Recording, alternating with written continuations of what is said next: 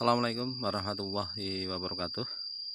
Selamat pagi kawan-kawan petani porang di seluruh Nusantara. Saat ini kita berada di tengah-tengah lahan porang. Lahan ini adalah lahan terbuka. Kita perlihatkan sebentar. Tanaman porangnya sudah cukup tinggi-tinggi semua, kawan. Kalau saya berada di tengah lahan porang ini, bisa dikatakan hanya kepala yang terlihat di permukaan dari atas daunan porang, kan. Tanaman porang ini sudah cukup dewasa, artinya kalau kita melihat bahwa ini adalah batang pertama. Batang pertama ini kalau kita runut ke atas, ini kataknya sudah lumayan luar biasa besarnya, kawan. Ini katak porangnya sudah mulai menua. Ini tinggal proses penuaan. Makanya kita saat ini sedang melakukan pemberian pupuk semprot, yaitu menggunakan Gandasil B. Kataknya tidak terlalu banyak, tetapi yang terlihat menonjol besar ini 1, 2, 3, 4. Sedangkan yang di sini ada, ini tertutupi oleh dedaunan dari pohon sengon. Nah, kemudian yang bawah, nah ini batangnya awal, kemudian ini adalah batang susulannya atau tunas keduanya. Tunas susulannya pun sudah membentuk daun yang hampir sempurna. Kemudian untuk tanaman yang lainnya juga sama, kawan. Ini sudah mulai roboh karena tentunya mereka berdesak-desakan. Contoh misalnya ini juga batang pertama sudah roboh. Ini batang kedua atau tunas susulannya itu juga terlihat agak roboh karena tertimpa oleh pohon porang yang lainnya. Besaran batang yang kedua atau bisa dikatakan ini adalah besaran batang yang terakhir, karena setelah ini biasanya pada umumnya dan lebih seringnya adalah tidak muncul tunas susulan lagi. Maka bisa dikatakan bahwa untuk tanaman porang ini yang berasal dari bibit umbi itu usianya biasanya lebih pendek karena dia hanya menunaskan 1 tunas susulan seperti ini. Bahkan beberapa tanaman porang yang lahannya kurang begitu subur, untuk batang yang sebesar ini itu ada kadangkalanya tidak muncul tunas susulan berikutnya. Kalau ini kita genggam besarnya segini, kawan. Entah nanti umbinya sebesar apa. Kalau kita tanam semacam ini kurang lebih ya antara 1 sampai 2 kg, kawan. Nah, kemudian untuk besaran kataknya ini juga sama. Ini kataknya cukup besar, lumayan, nanti bisa digunakan untuk pembibitan selanjutnya. Yang ini juga lumayan. Ini malah nampak seolah-olah berakar, kawan. Kemudian yang ini tinggal penuaan. Kemudian yang bawahnya lagi ini juga kataknya cukup lumayan besar, walaupun jumlahnya tidak begitu banyak, ya, mayoritas 4. Artinya bahwa kalau kita tanam dari bibit umbi yang ukurannya tidak terlalu besar, itu normalnya kita dapat berarti 8 katak, ya. 4 katak itu adalah berasal dari batang yang pertama, kemudian 4 katak berasal dari batang yang kedua. Kalau kita tengok ke sana itu sangat luar biasa. Kita mau jalan saja, mau nembus agak susah karena pohon-pohon porang itu sudah mulai roboh, kawan. Yaitu terutama adalah batang pertama itu sudah mulai roboh.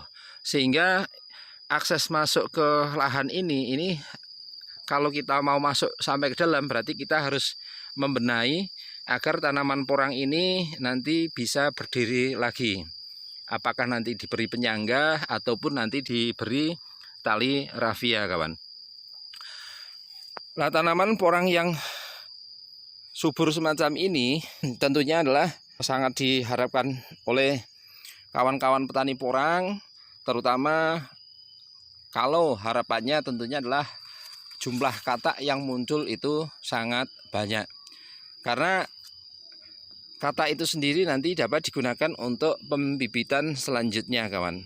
Tapi kalau ini kataknya 4 pun kita masih syukuri, karena besar batang awalnya adalah sebesar ini, dan ini adalah berasal dari umbi-umbi reject ataupun umbi yang pada musim lalu tidak laku dijual karena tentunya rusak. Rusak itu bisa kena cangkul, kemudian ada yang kena ulat, kemudian yang umbi-umbi kemarin sempat kita belah ya, juga kita benamkan di areal sini kawan, di lahan terbuka ini. Tapi kita sudah lupa posisinya itu yang berada di sebelah mana, yang menggunakan umbi belah itu kita kemarin lupa tidak menandai. Dan kemudian tanaman porang ini hijaunya luar biasa, menyenangkan. Kalau besarannya katak adalah sebesar ini kalau yang sebesar ini biasanya sekilo isi 100 kawan. Contoh misalnya dalam satu umbi itu kita menghasilkan 2 katak yang sebesar ini. Berarti kalau kita saat ini tanam dengan jumlah adalah 65.000 tanaman, paling tidak kita dapat adalah 130.000 bibit katak yang besarannya kurang lebih segini kawan. 130.000 seandainya dibagi 100 ya, berarti kurang lebih 1 tonnya lebih lah. Apalagi nanti ditambah dengan katak-katak yang besarannya segini, harapan kami untuk panen katak di tahun ini lebih banyak dibandingkan tahun yang lalu. Kalau tahun lalu kan mayoritas kita menggunakan bibit katak, tanamnya pun bisa dikatakan hampir serupa dengan saat ini, dengan jarak tanam yang sekitar 25 kali 30 cm kawan. Nah ini kalau kita tadi dapatnya adalah 130.000 dibagi 100, berarti kurang lebih kita dapatnya adalah 1 ton lebih. Tapi kadangkala hitungan yang semacam ini kita tanam, contoh misalnya adalah 65.000 tanaman, kemudian kalau dapat katak yang sebesar ini, iya mayoritas hampir tanaman porang yang menggunakan bibit umbi, katak tengahnya akan sebesar ini kawan.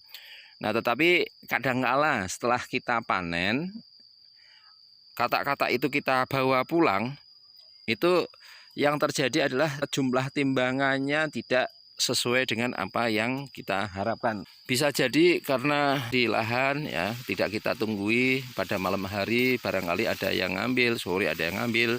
Ya tentunya itu akan mengurangi jumlah dari katak yang dapat kita bawa pulang kawan. Secara hitung-hitungan matematika ya, kalau kita tanamannya adalah 65.000 tanaman, kemudian ada katak tengahnya itu ada 2 per tanaman, berarti kita paling tidak dapat 130.000 jumlah bibit katak yang besarannya segitu. Tapi berapapun nanti hasil yang kita dapatkan kawan, ya tetap kita syukuri. Berapapun jumlah rezekinya tetap nanti kita terima dengan senang hati kawan. Nah saat ini kita juga sedang melakukan proses penyemprotan. Nah itu kalau bisa dilihat bahwa tenaga yang nyemprot itu bisa dikatakan hampir tidak kelihatan, karena tingginya tanaman porang yang ada di lahan ini cukup luar biasa kawan. Nah, di situ hanya kelihatan kepalanya saja. Kita masih semprot yaitu Gandasil B dan juga tambah dengan KNO 3. Kalau yang Biotogrow-nya sementara kita off-kan dulu, karena kalau Biotogrow itu kita lebih cenderung pada penyemprotan tanahnya. Kalau ini adalah secara foliar, kita semprot di bawah daun. Nah itu pas berada di tanaman porang yang cukup pendek, kepala, tangki juga kelihatan kawan. Nah ini juga kita perlihatkan bahwa gulma di lahan ini sudah luar biasa, banyaknya luar biasa sekali kawan. Padahal baru 3 minggu yang lalu kita membersihkan lahan ini, gulmanya kita bersihkan, tetapi saat ini ternyata gulmanya sudah harus disiangi lagi. Gulma-gulma yang tumbuh ya mayoritas yang semacam ini Ini karena untuk yang rumput-rumput sudah bisa dikatakan tidak terlalu banyak.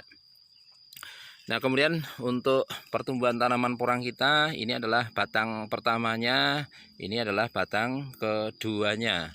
Kalau yang sebesar ini, kemudian ini ada yang sebesar ini masih potensi untuk muncul tunas susulan ketiga, masih bisa, asalkan nanti kita beri asupan pupuk yang dibutuhkan oleh tanaman porang, kawan.